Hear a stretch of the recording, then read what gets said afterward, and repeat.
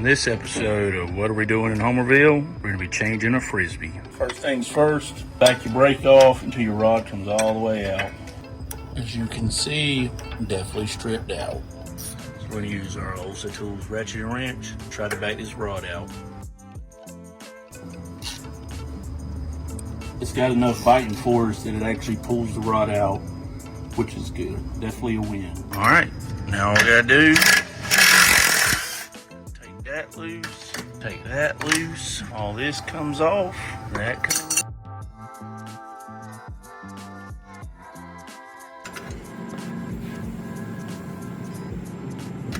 All right, so we got our clamp on.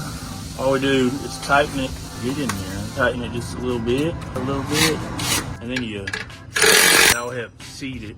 So we got everything tightened back up, our clamp. The next thing we do, except for we're going to change that slide adjuster, but you would adjust your brakes back, put air on the system, and then hit your brakes and see if your pancake's still leaking.